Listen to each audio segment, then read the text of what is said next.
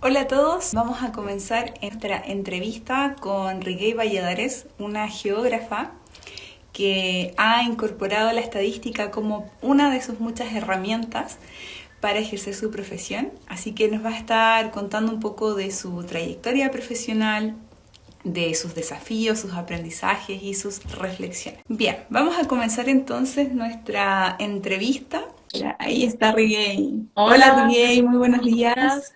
Bueno, Riguey, bienvenida a este live. Muchísimas gracias nuevamente por tu tiempo, tu disposición y tus ganas de venir a hablar de estadística y de tus experiencias profesionales junto a la comunidad acá de Estudio Varianza. Les cuento que Riguey es geógrafo. Ella tiene un magíster en ordenación del territorio y ambiente y actualmente es encargada de estudios ambientales y gestión de proyectos en Biosis Chile. Yo quería que ustedes conocieran a Riguey porque es una profesional a quien le tengo mucho cariño y mucha admiración también. Admiro mucho de Riguey su como prolijidad a la hora de hacer sus análisis y también porque está siempre como con esas ganas de seguir capacitándose y formándose y aplica lo que aprende y surgen nuevas dudas y siempre está como en un proceso de mejora continua, de seguir aprendiendo, a pesar de que ya tienes una trayectoria profesional súper larga, ahora nos va a contar todas las cosas que ha hecho, pero siempre estás ahí como aprendiendo, aprendiendo, y creo que esa es una cualidad súper admirable. Y por eso estoy muy feliz de que hayas aceptado estar hoy día con nosotros. Así que bueno, vamos a comenzar. Primero, Riguey, si te puedes presentar, contarnos un poquito de ti y especialmente si nos puedes contar un poco de tu trayectoria profesional, que sé que es muy larga, podríamos hablar muchas horas de eso, pero si nos puedes hacer un resumen de tu trayectoria profesional y a qué te dedicas Bueno, actualmente. Natalia, muchas gracias por esta apertura realmente que me has dado. Me siento privilegiada de estar acá en tu canal de Instagram, junto a tus alumnos y tu audiencia, que es muy selecta también. Yo me gradué en el año 2003 en la Universidad de los Andes, Mérida, Venezuela, de geógrafo. Posteriormente, bueno, hice esta maestría. En el año 2011 me titulé con la maestría de ordenación del territorio, como acabas de decir. Cuando me gradué, tuve la oportunidad de comenzar trabajo en el Instituto Nacional de Geología y Minería, rodeada con grupos de ingenieros geólogos y geógrafos fundamentalmente. Entonces, ahí tuve como una interacción con este tipo de profesionales. Luego, esto me dio experiencia y pude trabajar y concursar en la Universidad de los Andes como consultora, perdón, como profesora de la universidad, y allí fui coordinadora del posgrado de gestión de riesgos socionaturales. Además de esto, Ahí pasaste como a la sí, parte social, ¿no? Como como más ingenieril o más duro a la parte bueno, social, ya ¿no? como que Como una venía desde el transición. Ingeomin, porque ya te voy a contar un poco los desafíos que tuve en el Ingeomin, y esa experiencia que recogí, pues la transmití luego a través de la academia hacia los estudiantes, ¿no? Ah, Y bueno, posteriormente me vine a Chile, estoy acá desde hace 5 años y trabajo en Biosis. Esto es una consultora ambiental dedicada a la restauración ambiental de los ecosistemas.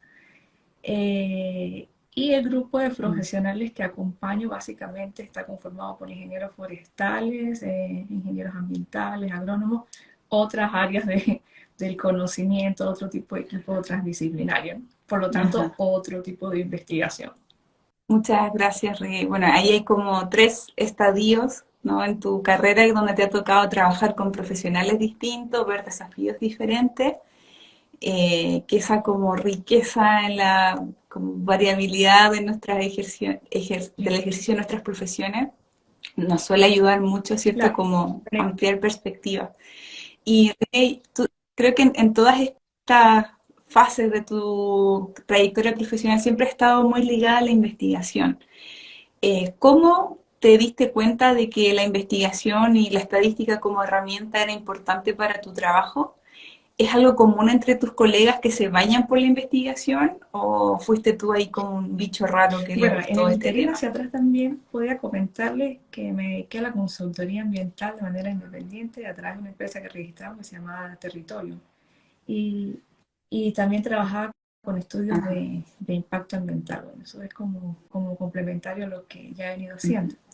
Mira, cuando ingresé en el Instituto Nacional de Geología y Minería, esta institución había celebrado un convenio de cooperación e investigación con 8 servicios geológicos de América y liderado por el Servicio Geológico de Canadá y están generando información de las amenazas geológicas. ¿Qué quiere decir esto? Bueno, los peligros asociados a movimientos en masa como deslizamientos, caídas de roca, derrumbe, o otros peligros como actividad volcánica y la actividad sísmica. Entonces, cada país como que decidió qué tema trabajar. En el caso de Venezuela se seleccionó trabajar con la susceptibilidad a los movimientos en masa. Entonces, desde allí comenzamos a generar metodologías de trabajo, ¿no? Adoptar metodologías también, bueno, Ujú. revisar las cosas que hacían los otros servicios geológicos en el tema para ponernos a la vanguardia de lo que estaba en ese momento a la hora de zonificar un territorio en función de sus peligros geológicos. Entonces, Ujú. allí diseñamos una metodología partiendo de esta integración eh, para zonificar el territorio atendiendo a la alta, baja, alta, moderada y baja susceptibilidad en territorio a generar movimientos en masa. ¿Qué quiere decir esto? Teníamos que decir dónde están ocurriendo y dónde potencialmente pueden ocurrir esos movimientos. Bueno, de acuerdo ya a las mentorías que nos diste, era un análisis predictivo que teníamos que hacer. Ajá. Claro. Datos del pasado, los modelos y hago Y una era predicción una a futuro. combinación de variables. Bueno, cada variable de esta era levantada por un profesional especialista. Por ejemplo, había un ingeniero geólogo que hacía Ajá. el levantamiento de las unidades geológicas, especializado en eso. Otro hacía el estudio de la geotecnia, que es la estabilidad cinemática de los macizos. Había otro grupo de geógrafos que trabajábamos en el inventario de los movimientos de masa, de los deslizamientos, las caídas. Había otro grupo de gente haciendo la vegetación, el uso de la tierra, cómo son las pendientes. Y mi trabajo allí, bueno, aparte de colaborar en la parte de geomorfología, era hacer una integración de todas estas variables y finalmente decir, aquí se Mm. produce con mayor intensidad y aquí con menor intensidad y estas son las más propensas o menos propensas a donde ocurre. O sea, tú tenías que hacer el análisis de los Uh datos, -huh, como reunirlos, armar la uh tabla -huh. de datos con sus variables, que bueno, les paso el dato que eso lo vamos a ver en el taller del otro sábado, les voy a mostrar cómo se ordenan los datos, sobre todo en un caso como desafiante del de Rigate, que cada profesional levanta los datos por su lado, y tú tenías que reunirlos y hacer el Sí, así análisis es. Bueno, predictivo. y allí pues tienes variables Wow, categóricas. Por ejemplo, las unidades geológicas son categorías, son tales formaciones. Entonces después había que relacionarla con otra variable claro. y tratarla de ponderar. Entonces ahí utilizamos un método que se llama método estadístico y variado, que era relacionar los movimientos en masa, el inventario de movimientos en masa con la geología. Y al combinarlo decíamos, en esta unidad geológica hay una mayor propensión de generar movimientos que en esta otra. Y ahí sí fuimos combinando variables. También nos dimos cuenta que quizás en algún momento habían variables que no influían tanto, pero no fuimos capaces de descartarla. Ajá. Imagínate todo lo que lleva el levantamiento de una variable, ¿verdad? Para nosotros decir, mira, el análisis final hay que quitarlo. Claro. Eso me di cuenta ahora que se puede quitar, porque de acuerdo a estas últimas clases que nos diste de regresiones, por ejemplo, cuando haces un modelo para Ujú. predecir, eh, puedes ir viendo qué variable incide más que en otra, ¿no? Y quitar esa variable para que el Claro, modelo se ajuste cada vez mejor. Y la capacidad de claro. predictividad, poderla estimar con mayor precisión. Aumente. Y eso me pareció fabuloso, pero eso no sé ahora. Mm. Eso no sabía en aquel Claro. momento. claro, porque esto fue, claro, porque este desafío que nos estás Sí, contando ahora fue como al el inicio de inicio tu de mi carrera, carrera. en el 2004. En esa época, ¿cómo era tu formación en el tema de estadísticas? ¿Tenías las herramientas? ¿Tuviste que preguntarle a alguien que te Sí, claro, apoye? mira, lo que ¿Cómo pasa fue es ese que, proceso? bueno, mira, tú finalmente cuando haces esta integración, normalizas, ponderas, de acuerdo al criterio que hayas seleccionado, llegas a unos datos no agrupados. Y después eso tienes que agruparlos de acuerdo a Ajá, algún criterio y ahí generas la zonificación final. ¿Por qué? Bueno, estoy hablando de análisis espacial, pero estoy hablando del territorio. Entonces, cuando tú haces claro. el álgebra de mapa, la intersección de variables, la sumatoria de variables, vas a tener un mapa con muchos polígonos chiquiticos y cada poligonito de eso tiene una combinación de factores, pero nadie lo entiende, entonces hay que llevarlo a Ajá, clases. Y esas clases son las que te comento que inicialmente, ¿no? Son las de alta, moderada y baja susceptibilidad. O a veces trabajamos generalmente con cinco clases. Entonces teníamos que pasar de datos no ajá, agrupados a datos agrupados. Eso lo tenía yo fresquecito porque estaba recién egresada de la universidad, ¿verdad?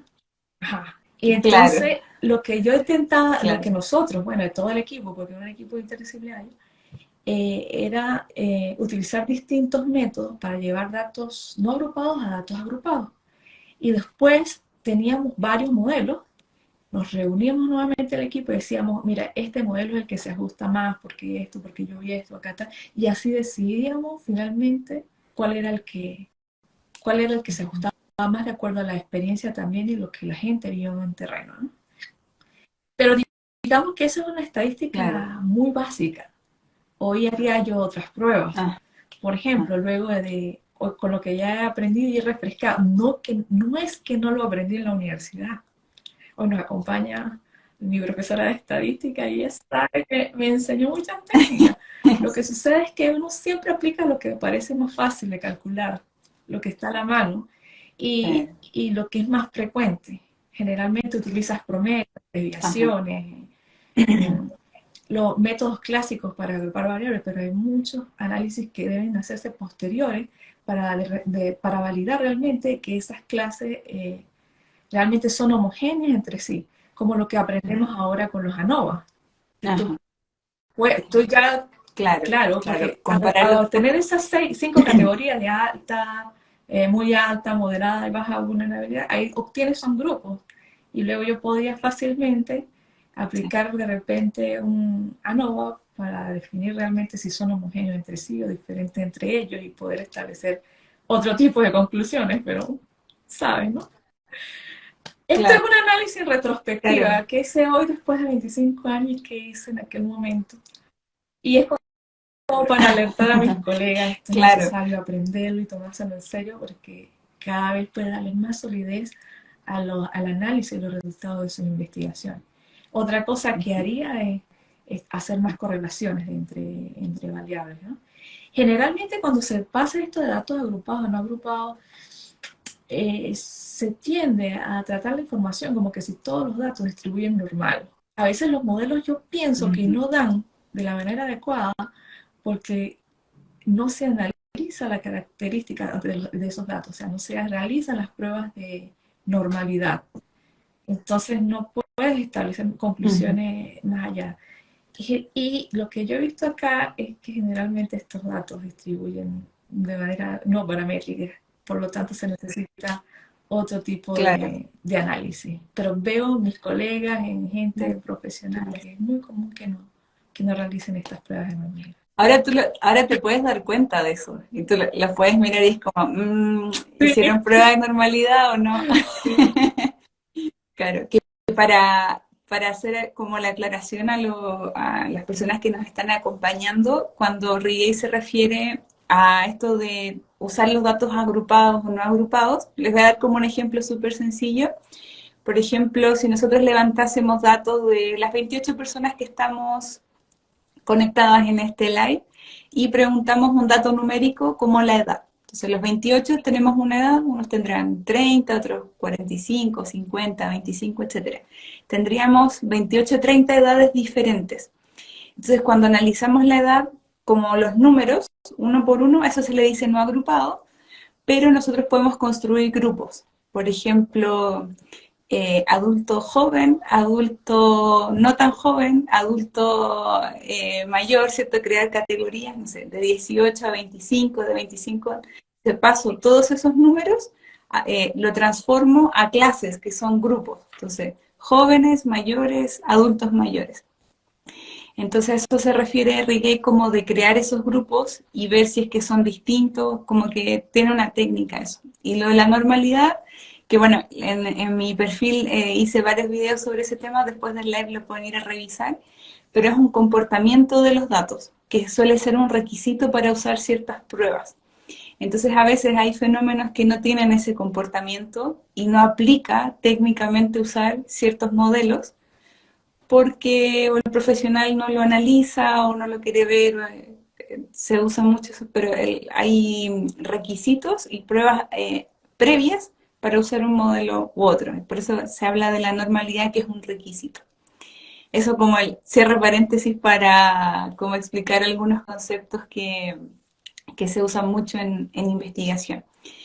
Riguey, bueno, antes de conectarnos, tú me comentabas que tu carrera, tu profesión como geógrafo, es una carrera de investigación. O sea, ustedes, su trabajo diario es investigar, ¿no? No como otras profesiones que tal vez son como más técnicas, y algunos profesionales se van ahí como que les gusta la investigación. Por ejemplo, un médico, que su trabajo es ahí con los pacientes o en la cirugía, y a algunos les interesa además investigar y lo hacen como en paralelo a su trabajo. En cambio, el geógrafo, su trabajo diario es levantar datos, hacer modelos, investigar, hacerse preguntas, Sí, responderlas. ¿Sí? así es.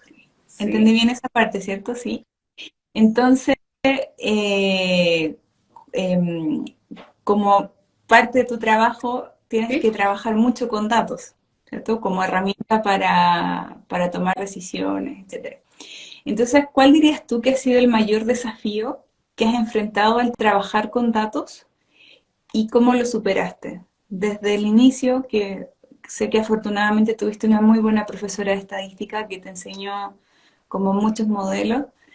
Muchas personas parten sin eso, que suele ser más difícil, pero en tu caso, ¿cuál dirías que fue el mayor desafío de trabajar con datos hasta al Mira, bueno, inicio y hasta siguiendo con ahora? este mismo ejemplo para irte ilustrando esta pregunta que me has hecho ahora, esta institución que, bueno, una vez generado los mapas de susceptibilidad a movimientos de masa, ya sabíamos las zonas que eran más seguras o las zonas más inseguras, había que transmitírselo a las comunidades y a las instituciones. ¿Para qué? Para que cada uno, de acuerdo a su competencia, hiciera algo para reducir su exposición o mejorar su capacidad de respuesta si algún evento natural llegase a presentarse.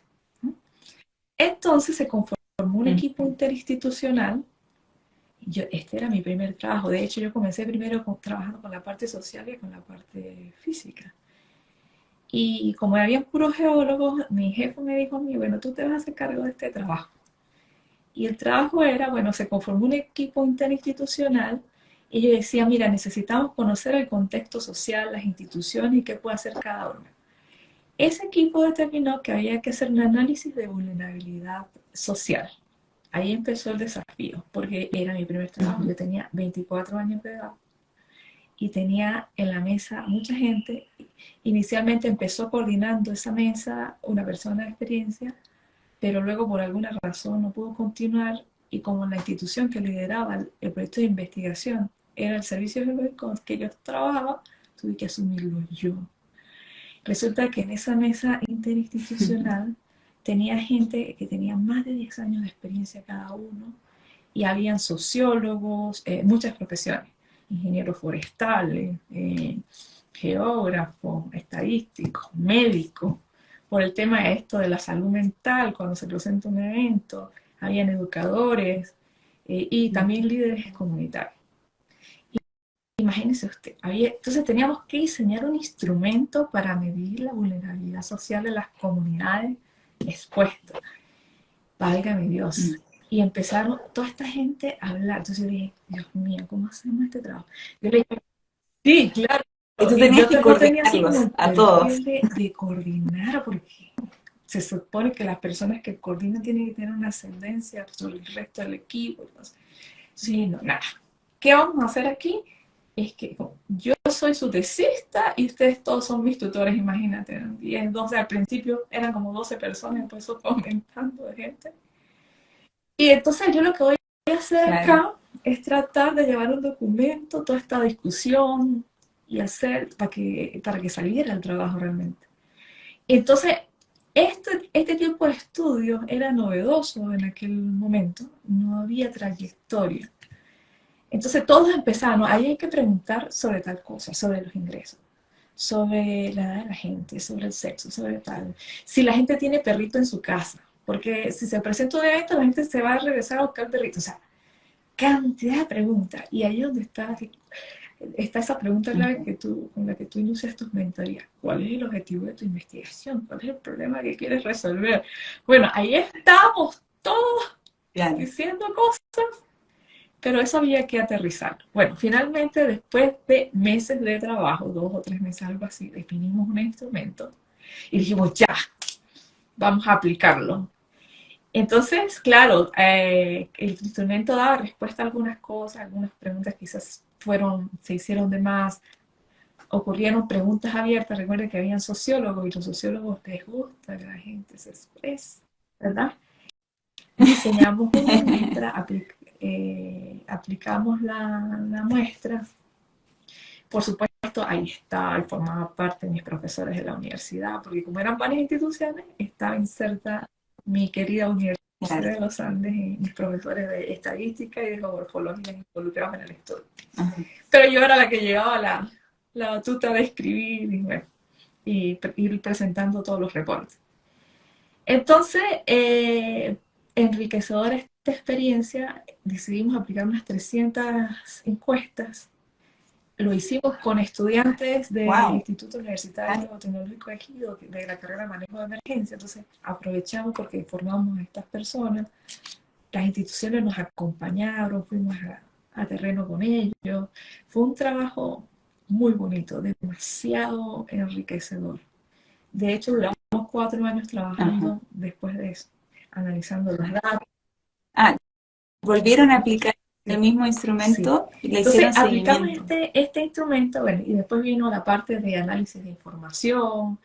Ahí nos dimos cuenta que nos surgieron preguntas no resueltas y entonces algunos después nos preguntaban, es que nos hacía falta preguntarle cosas. No sé. Entonces ahora yo entiendo que esto, por el nivel de conocimiento que teníamos en ese momento, era un estudio a nivel exploratorio. Gracias, Natalia, por darme esa tranquilidad. Porque surgieron otras preguntas de investigación, surgieron líneas de investigación y es un trabajo pionero que se tomó como referencia. Entonces, el hecho de que no cumpla las expectativas de todas las personas no quiere decir que está mal, sino que hay que hacerse para partir de allí empezar a mejorar. Y así se generó una línea de investigación en la Escuela de Geografía en este tema de vulnerabilidad, donde no solamente participaban los estadísticos, sino también los geógrafos que trabajan en temas de demografía, geografía social, por ejemplo, geografía humana, por ejemplo. Líneas de investigación para la Escuela de Manejo de Emergencia y posteriormente se fundó el posgrado de Gestión de Riesgos Socionaturales que yo tuve la fortuna de coordinar durante 4 años, posteriormente. Claro. Wow. Entonces, digamos que se abrieron líneas de investigación y hoy se sigue hablando de eso. Por supuesto, se ha mejorado muchísimo. Quizás ya esto no es tan referente ni tan importante, porque ya se ha generado mucha investigación en estos 20 años después, ¿no? Pero había que poner Claro, esa claro. primera. Entonces, yo creo que eso fue un desafío muy grande para mí y al principio de mi carrera.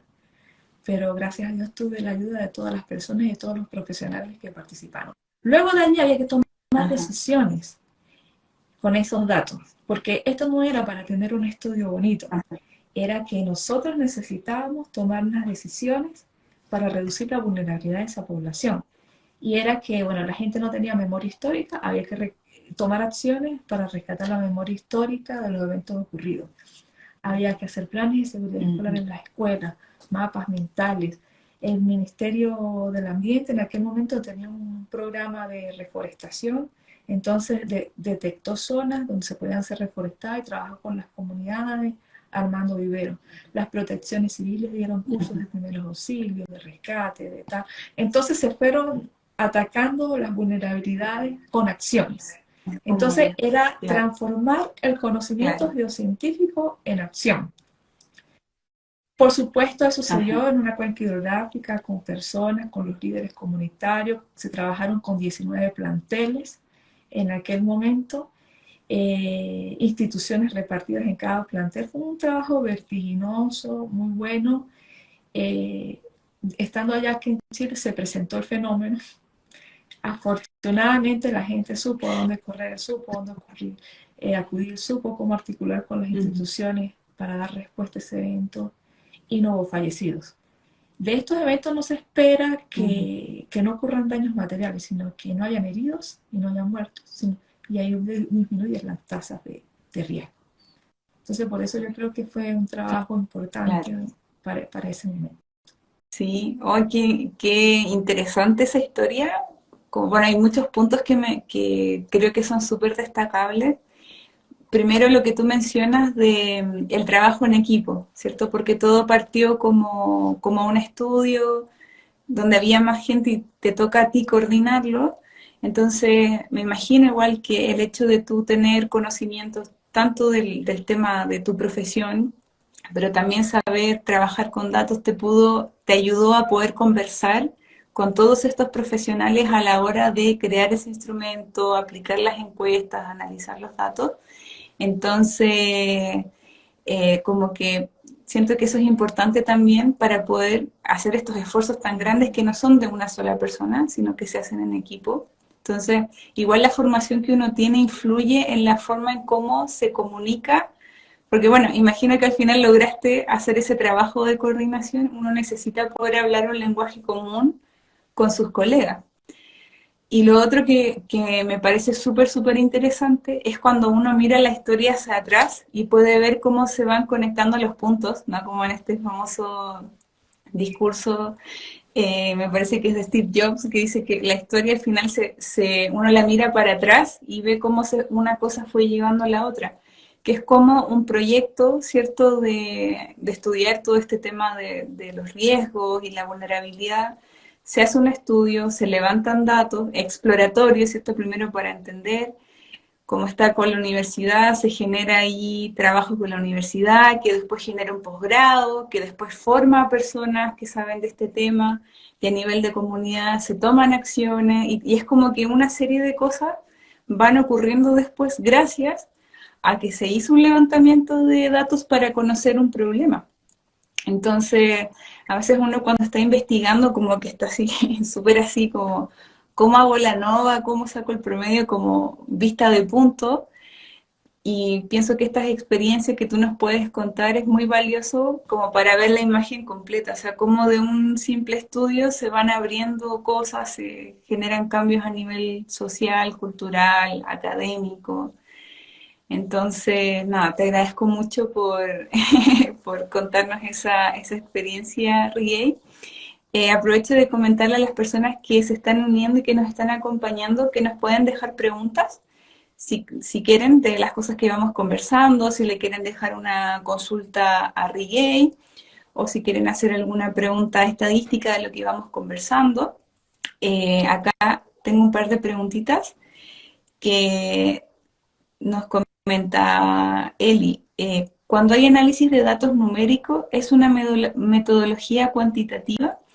La metodología cuantitativa, que de hecho lo que Rigui nos ha contado es como uso de herramientas cuanti, que es básicamente levantar datos, es decir, eso que existe afuera, como que lo codifico en el lenguaje de los datos, ¿vale? El número de personas, el nivel de riesgo de un sector, etcétera, todo lo traduzco al lenguaje de los datos y luego esos datos los analizo con técnicas estadísticas. Eso es un método cuantitativo. Entonces, dentro de los datos se pueden clasificar como categóricos, porque hay datos que son números y datos que son categorías. Pero el hecho de que sean datos lo convierte en una metodología cuantitativa, que en el taller del próximo sábado les voy a hablar de eso, de cómo nosotros pasamos una parte de la realidad al lenguaje de los datos y después los analizamos. Hay otra pregunta de Vladimir, dice, ¿cómo sistematizaron las preguntas abiertas en aquella experiencia investigativa? Rigel, de lo que comentabas, esas preguntas abiertas que hicieron los sociólogos. Bueno, no. En aquel momento lo que hicimos fue buscar frases o comunes en todas las entrevistas y tratar de cuantificar cuántas veces la gente repetía lo mismo, pero en distintas palabras. Entonces eso fue como para tratar de establecer esa relación. Claro, en sociología, o sea, hay métodos para analizar textos, como que son propios de los métodos más cualitativos.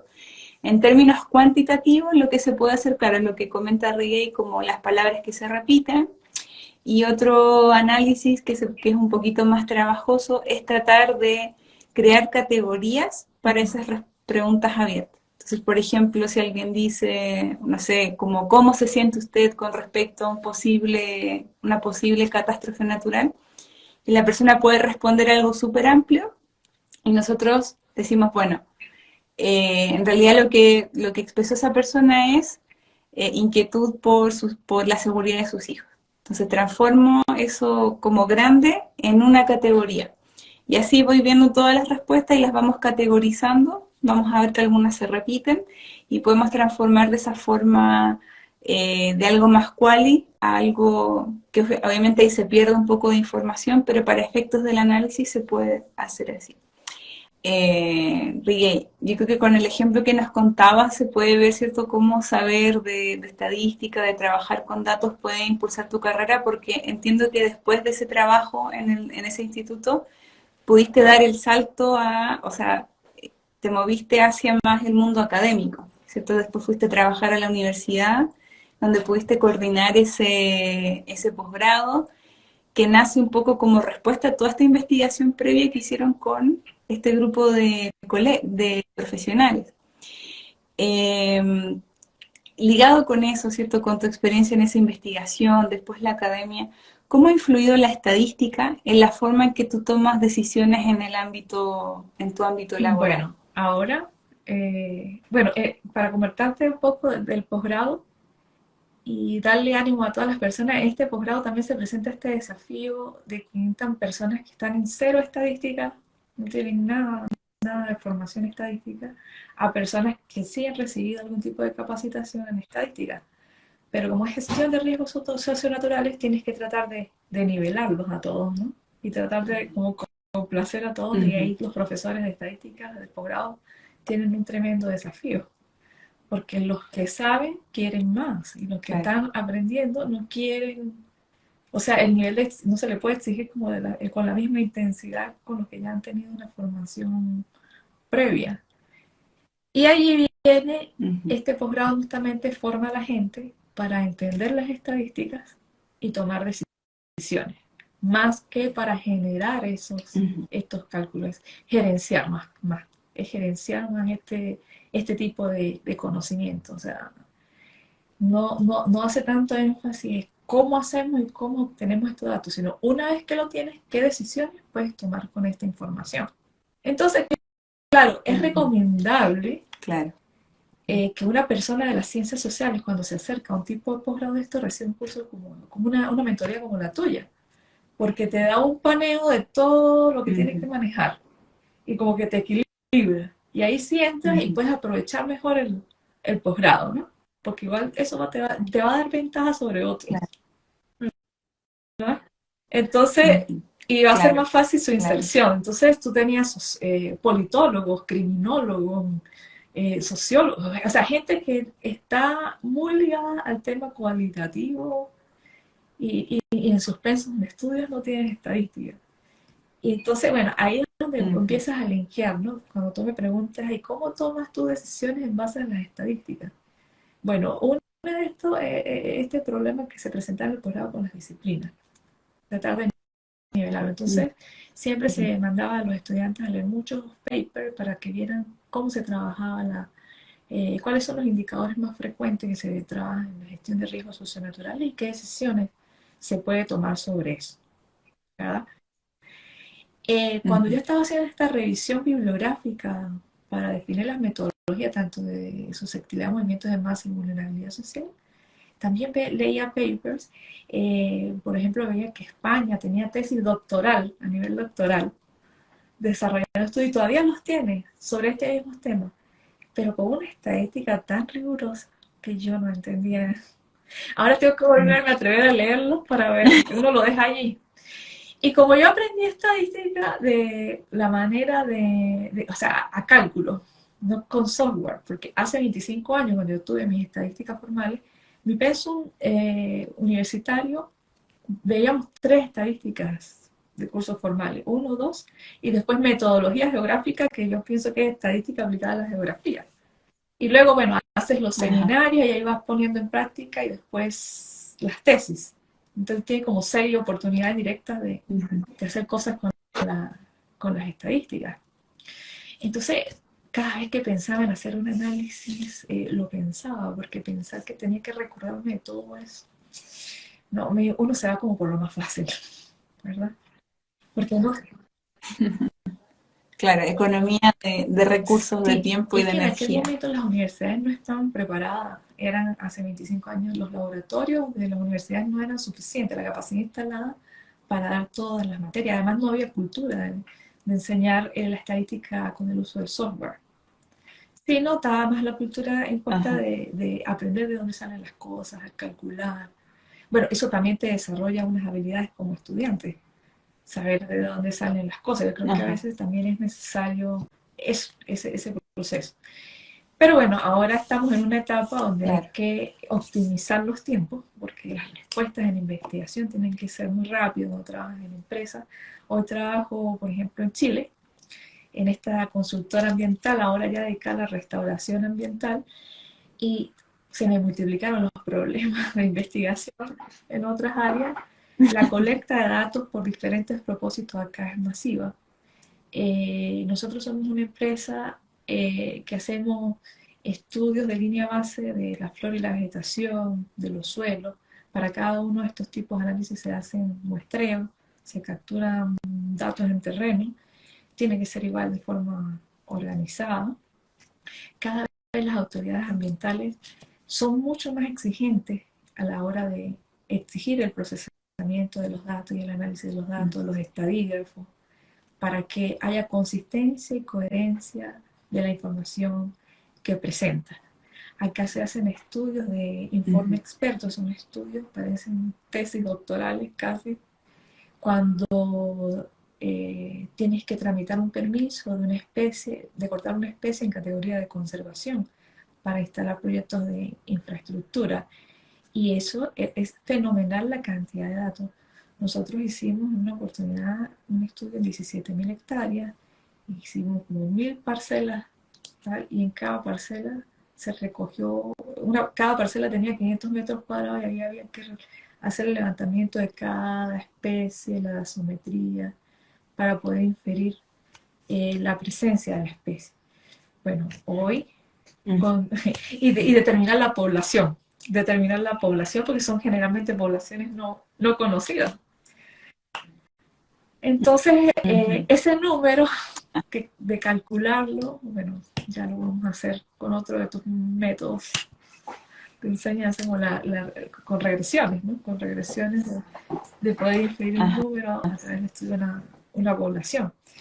Pero no se puede descartar, bueno, el Ujú. levantamiento de los datos de terreno, ¿no?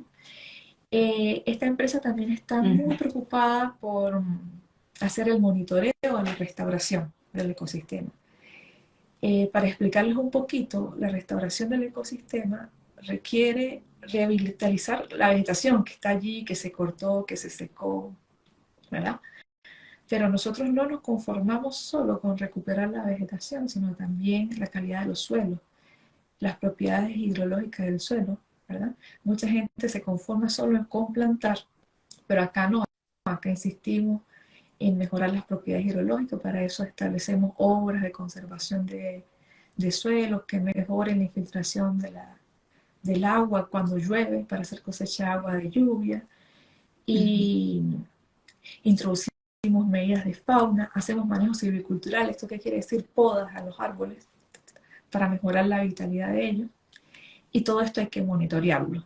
Y recogemos una gran cantidad de datos, tanto así que hemos causado conmoción en esto porque no es una práctica habitual hacer el monitoreo de la restauración, en ver cómo estos manejos realmente van cumpliendo.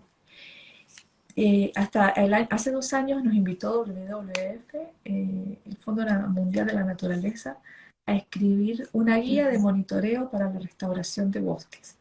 Ahí somos autores de esa guía y ahí seleccionamos un conjunto de indicadores que se deben monitorear y cuáles son los tipos de muestreos que se deben hacer, recogiendo un poco estas experiencias que ya tenemos en biosfera, que son más experiencias porque no están tampoco lo suficientemente documentadas y publicadas. Sin embargo, nos hemos valido del apoyo de la Universidad de Chile para ir incorporando estudiantes en prácticas profesionales y en tesis, y de esta manera ir retroalimentándonos con la academia a través de sus profesores y sus alumnos, que también nos traen nuevas herramientas y nuevas maneras de proceder, ¿no?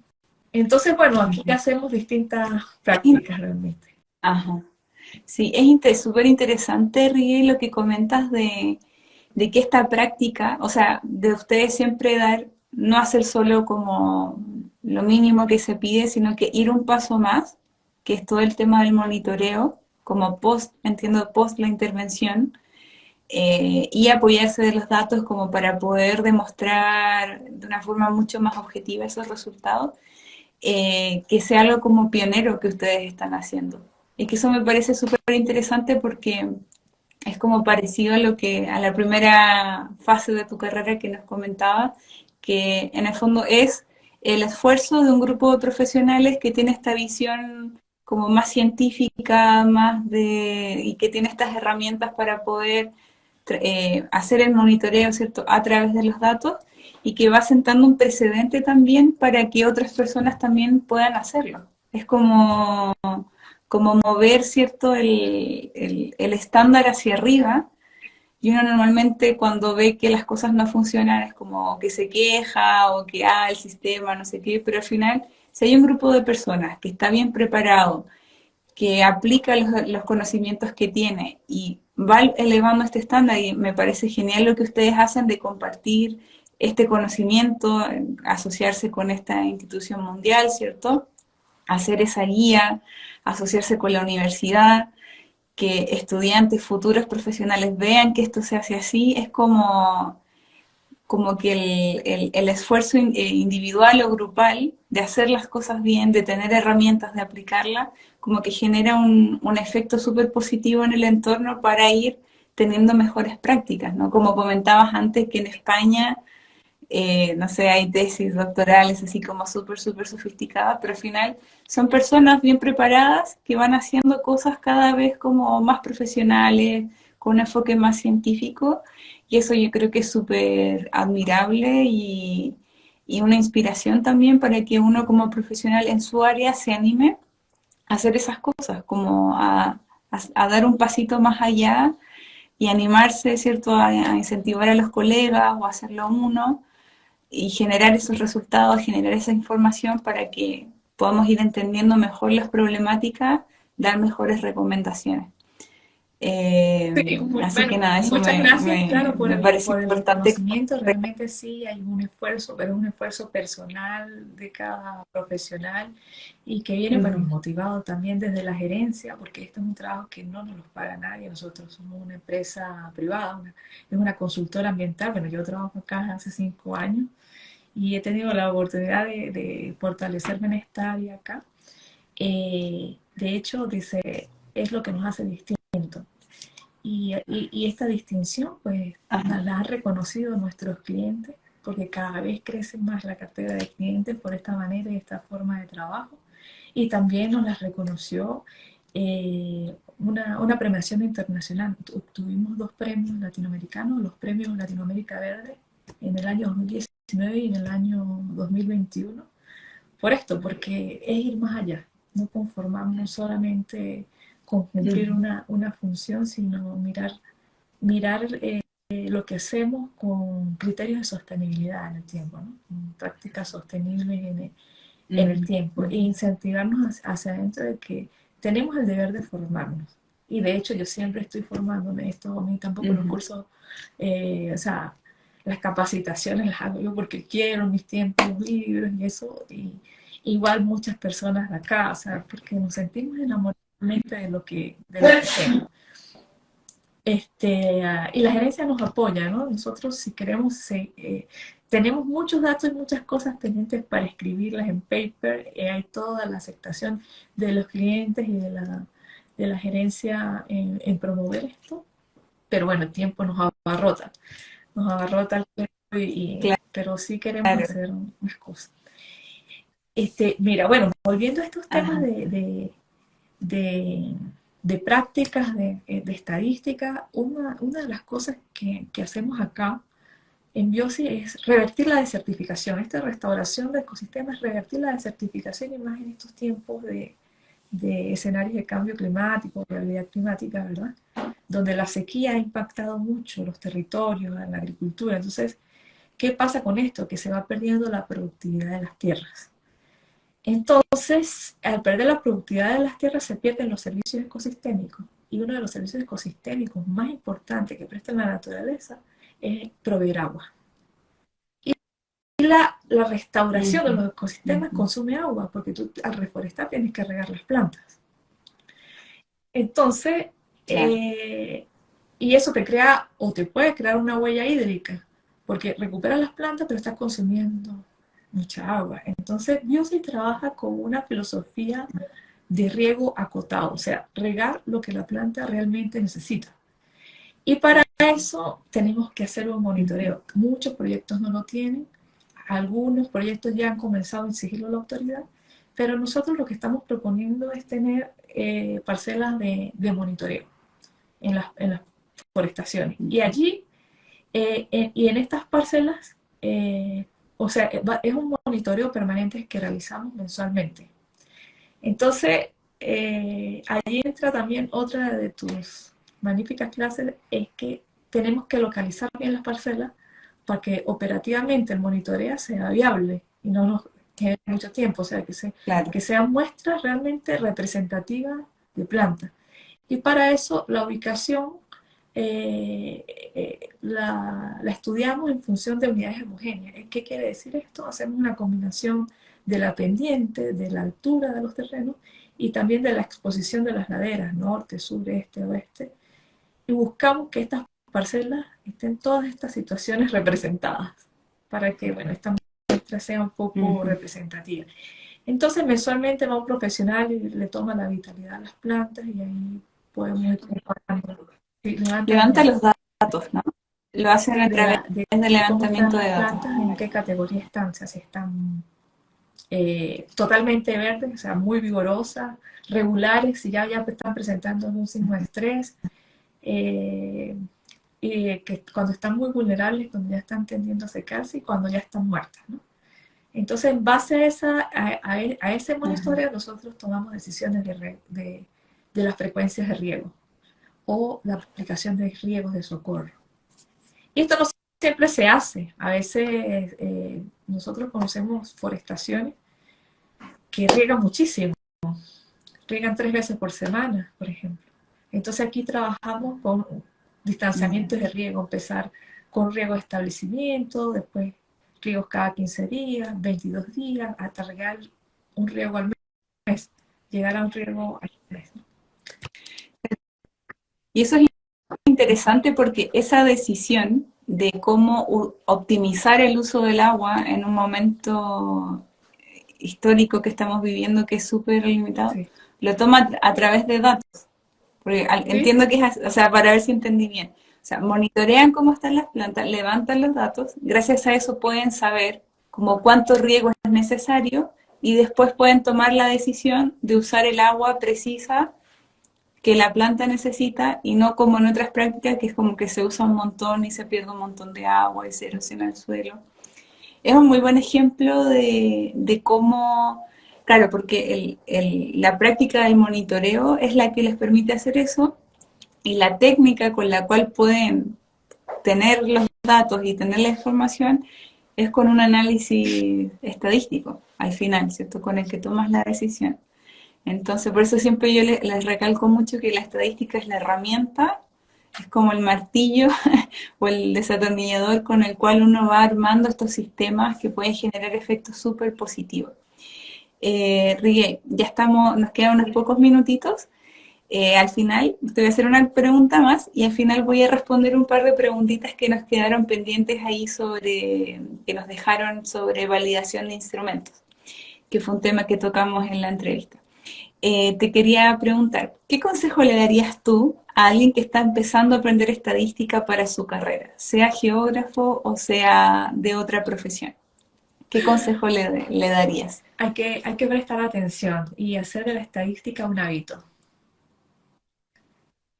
Mm, Entonces, en la medida que vayas aprendiendo, lo que sucede es que cuando se reciben estos cursos por primera vez, uno no tiene la madurez para asumir la importancia. Y eso es lo que me pasó a mí. sí. Claro, ahora yo veo hacia atrás y veo este conjunto de problemas que he tenido y tengo como muchas cosas para resolver.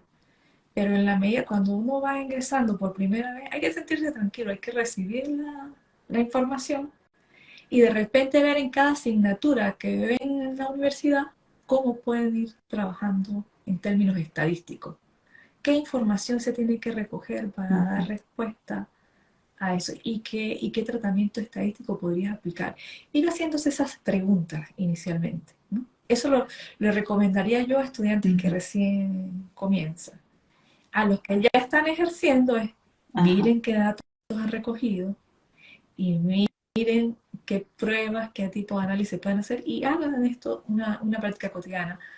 Por supuesto va a haber un esfuerzo inicial, pero una vez que ya lo asimiles, lo vas a hacer de manera cotidiana, porque el primer esfuerzo siempre te causa trabajo, cuesta, ¿verdad? Cuesta. Pero después que lo Sí. aprendes y vas a impactar realmente.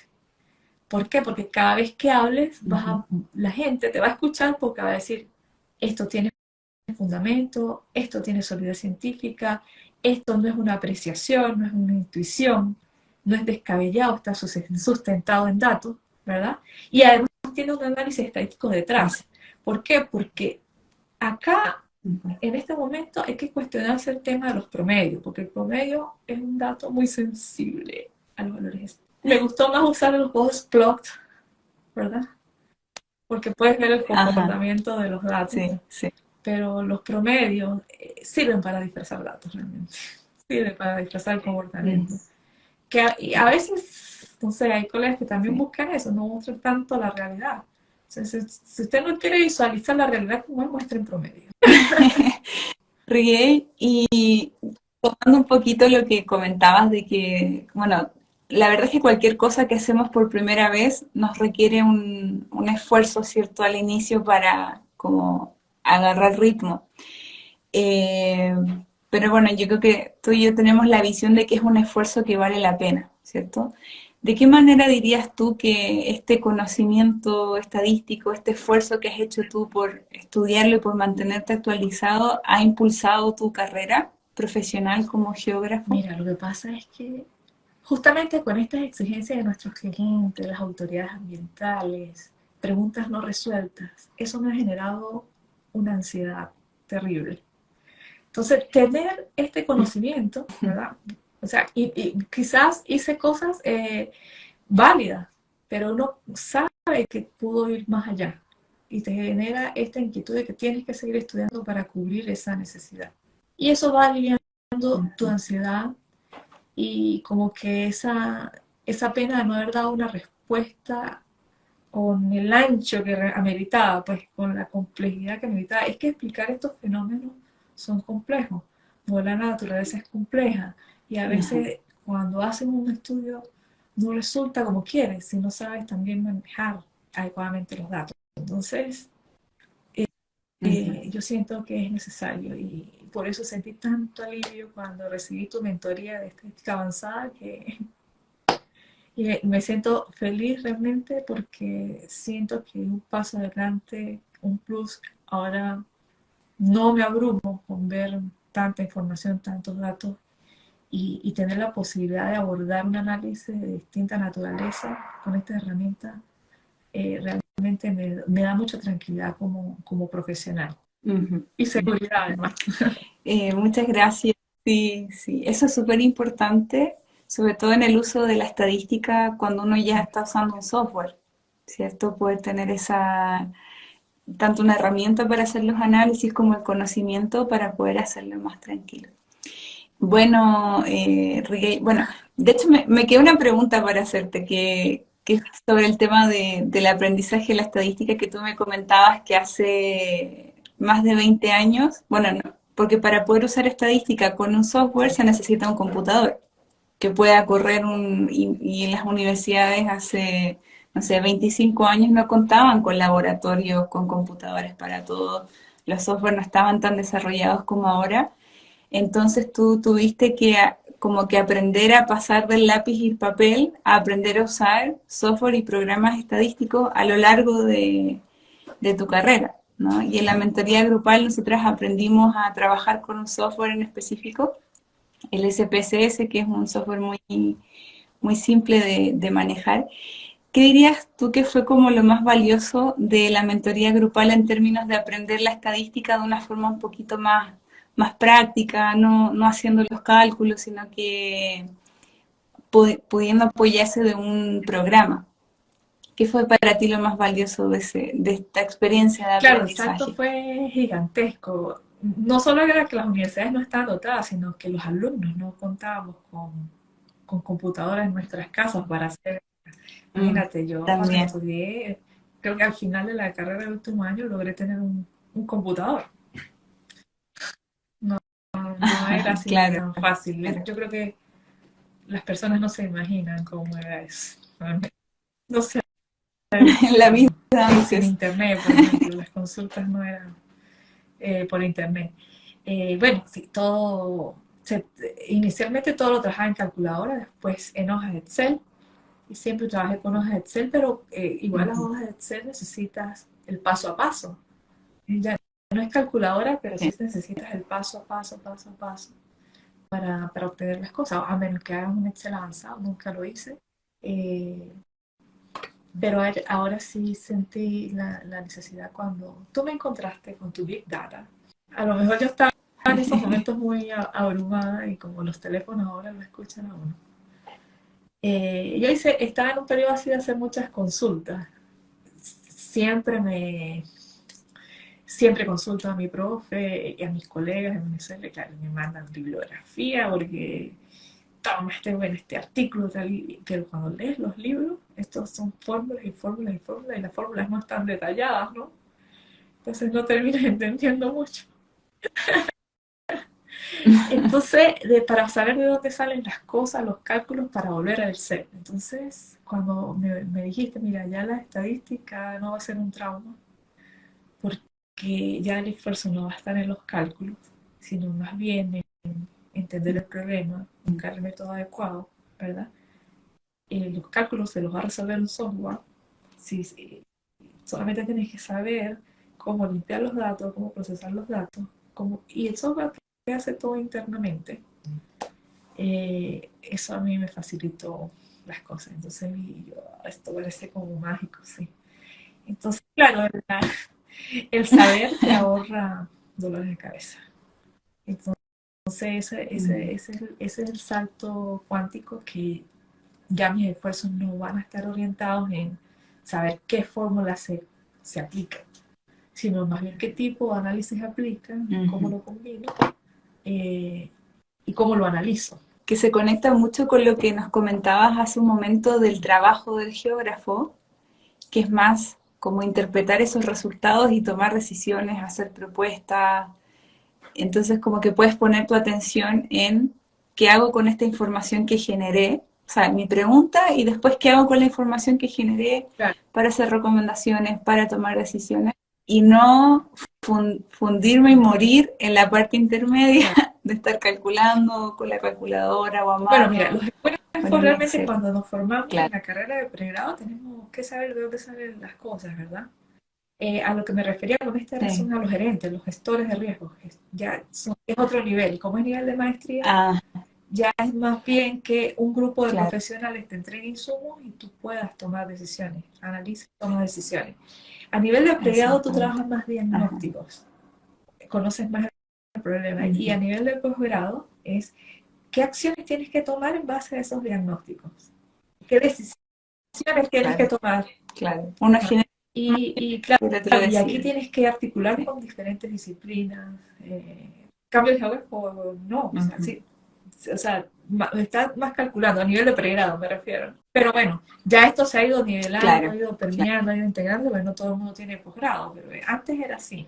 Ahora, ahora, en la medida que Ajá. avanzas tu vida profesional, tienes que avanzar en conocimiento, porque no te puedes quedar como que recién que egresó con estos conocimientos. Hay que ir a la vanguardia, con posgrado o sin posgrado. Hay que hacer siempre cursos de formación permanente Sí. en distintas áreas para poder estar a la vanguardia de los conocimientos. Sí, sí. Esa visión tuya yo es algo que admiro mucho y que encuentro muy como destacable de tener ese enfoque profesional, ¿no? Porque, o sea, uno por una visión puede ser como, claro, para no quedarse atrás, pero por otro lado, estar bien preparado y actualizado te permite cada vez participar en proyectos más interesantes, con más repercusiones positivas, y vas aprendiendo más cosas y vas conociendo otros profesionales que te enriquecen. Entonces es como un círculo virtuoso el tema de mantenernos Así a la es. vanguardia del conocimiento. Así que nada, bien, Riey, muchas gracias por tu participación en este live. Le doy las gracias también a quienes nos acompañaron, quienes se sumaron por el medio o al final. Voy a dejar publicada esta entrevista en mi perfil de Instagram para que si la quieren volver a ver o verla completa. Invitarlos también el próximo sábado, 29 de abril a las 10 de la mañana, voy a estar dando el taller gratuito 5 pasos para hacer un análisis estadístico en SPSS, que es este software que comentaba Rigay que nos simplifica la vida de la parte de los cálculos, ¿cierto? Y nos permite poner nuestra atención en las preguntas y en los resultados, y no tanto en la parte del medio como de hacer los análisis que muchos nos complicamos un montón y quizás tuvimos una experiencia negativa con la estadística porque nos costaba mucho la parte de los cálculos. Así que en ese taller les voy a mostrar el software, les voy a mostrar esta metodología de trabajo, de que me hago una pregunta hasta que la puedo responder, los pasos que tenemos que seguir. Si no se han inscrito en mi perfil, encuentran el enlace para anotarse el taller, y yo les voy a mandar el link para que se sumen el día sábado. Y eso, bueno, y teníamos una pregunta pendiente, Riey, antes de despedirme, que la quiero aprovechar de responder a los auditores, que era, me habían preguntado por la validación de instrumentos, porque Riey nos comentó que en uno de sus trabajos aplicaron un instrumento, una encuesta, a una población que estaba en una zona de riesgo como a eventos geográficos, ¿sí? Entonces alguien preguntaba, bueno, ¿y esa encuesta, esas preguntas se validaron? Por ahí alguien preguntó, ¿se hizo la validación entre jueces? Entonces acá les quiero comentar un poco de que a veces uno se confunde cuando habla de validación de instrumentos, ¿ya? Por un lado está un estudio que es como el que comentaba Rigay, que era exploratorio, ¿cierto? Se quería conocer a estas personas, ahí ella comentaba de que el médico proponía una pregunta, el sociólogo otra, habían 12 personas que se le ocurrían cosas que preguntar. Ese era un estudio exploratorio para poder entender, conocer un problema. En esos casos, las preguntas, las variables que se eligen para preguntar, no es necesario validarlo porque estamos explorando un problema. Quizá era la primera vez que se estudiaba ese tema, entonces se toman las preguntas que se consideran más relevantes, se va a analizar y después se va a ver si es que nos equivocamos, si es que hay que ajustarlo, etc. Por otro lado, la validación de instrumentos es una metodología que se usa, donde se usan métodos estadísticos, cuando lo que quiero no es explorar un problema, sino que quiero medir una variable que no puedo medir con un instrumento. Por ejemplo, si yo quiero medir la temperatura, fácil, ¿no? Tomo un termómetro, bueno, no un termómetro, pero imaginemos que es un termómetro. Existe el instrumento termómetro, se le coloca al paciente y el termómetro te va a medir la temperatura, 37 grados, 36 grados. A veces hay variables que no existe un instrumento para medirlo. No sé, por ejemplo, la satisfacción con la vida laboral. No existe una maquinita para medir la satisfacción de la vida laboral. Entonces, se construye un instrumento, se llama instrumento de medición documental, un instrumento con una serie de preguntas, ¿cierto?, que buscan medir la satisfacción de la persona en la vida laboral. Para construir ese instrumento y nosotros estar seguros de que lo que estamos midiendo es lo que queremos medir, se aplica una metodología que se llama validación de instrumentos, que es como chequear que un termómetro realmente mide temperatura y no está midiendo otra cosa. Nosotros tendríamos que chequear si ese instrumento de medición documental mide lo que quiero medir. En el caso de Reggae, si ellos hubiesen querido elaborar un instrumento para medir la vulnerabilidad social en eventos, en catástrofes naturales, y ellos quieren medir en una escala la vulnerabilidad, claro, ahí habrían tenido que elaborar un instrumento siguiendo esta metodología de validación. Pero no era el propósito del estudio, ellos querían hacer una exploración del problema. Pero si yo quiero crear un instrumento desde cero que mida algo que no, nunca se ha medido antes, hay que seguir esos pasos. Y en esos pasos está la validación, se elabora con jueces, se hacen las preguntas, se le pasan a un conjunto de jueces, gente experta que te diga si estas preguntas están bien, estas preguntas están mal, después se prueba, después se hacen análisis estadísticos para ver si están bien ordenadas, si cada pregunta discrimina bien, cuando sí, cuando... Hay una metodología que se llama la validación de instrumentos, pero se usa cuando quiero hacer eso, construir un instrumento que mide algo específico para lo que aún no hay instrumento. Entonces, si alguien está en ese desafío, puede crear un instrumento de cero o puede buscar una publicación de algún profesional que publicó ya el instrumento. Por ejemplo, hay muchos que miden felicidad, hay instrumentos de, no sé, depresión, ansiedad,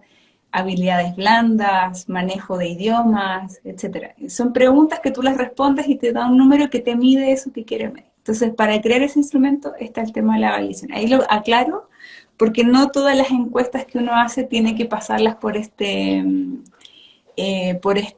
proceso de validación, que a veces uno piensa que todo tiene que estar validado y no siempre es así. Bien, acá hay otra pregunta de Juan. Hola Juan, qué bueno que te sumaste y que nos estás acompañando. Dice, yo estoy haciendo un ejercicio de análisis de consumo. ¿Qué actividades se pueden hacer para llegar a los insights? ¿Y es posible automatizar ese proceso? Juan, te invito mucho a que estés el otro sábado en el taller, porque ahí vamos a ver el paso a paso desde cómo yo tengo una pregunta o algo que quiero saber, que en este caso sería el consumo, cómo lo operacionalizo en términos de los datos que tengo que levantar para hacer un análisis y después llegar a una conclusión, ¿vale? Porque hay que seguir un proceso para hacer eso. Y sí se puede automatizar el proceso, por ejemplo, del levantamiento de datos, ¿ya?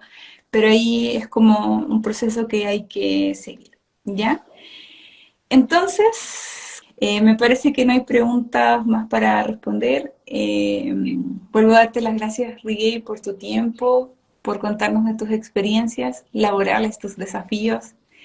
Eh, Gracias a la gente también que se quedó, nos acompañaron durante toda esta horita. Así que nada, muchas gracias a todos. Los dejo invitados al taller del sábado y no sé, Rigey, si quieres dar algunas palabras de cierre Bueno, para mira, yo despedirnos. quisiera darle muchas gracias y siempre se las doy a todos mis maestros, a todos mis mentores, a todos los que me han formado a lo largo de mi vida, no sé, desde que nací del vientre de mi madre, ¿no? Que todos han sido parte importante y gracias a eso soy hoy quien soy. A ti, Natalia, también, porque forma parte de estos mentores que me han dado su tiempo y para mí eso es muy valioso. Que me corrija, que te tomes tu tiempo es muy valioso para mí. Esta dedicación que haces con cada uno de tus alumnos, pero yo especialmente he sentido esa cercanía contigo desde que comenzamos este relacionamiento profesional. Y bueno, todavía seguimos en consulta y por supuesto todavía tengo muchos problemas por resolver. Los de antes, los de ahora y los que siguen, los que vendrán, ¿no? Problemas ambientales de investigación. Sí, me siento feliz de haber estado acá, Sí. es un privilegio y bueno, me siento muy agradecida y afortunada. Gracias a todos por los que asistieron, a los que asistieron a este live. Espero nuevamente poder tener contacto con ustedes otra oportunidad para seguir compartiendo este tipo de experiencias. Muchas gracias. Ujú. Sí, gracias a ti, Riguey, y por esas ganas de aprender, que creo que todos podemos inspirarnos de ti en eso para seguir ahí siempre a la vanguardia. Así que nada, muchas gracias a todos y seguimos ahí en contacto. Les seguiré subiendo videitos de estadística y nos vemos en el taller del sábado. Que estén muy bien. Chao, chao. Gracias, Riguey. Chao.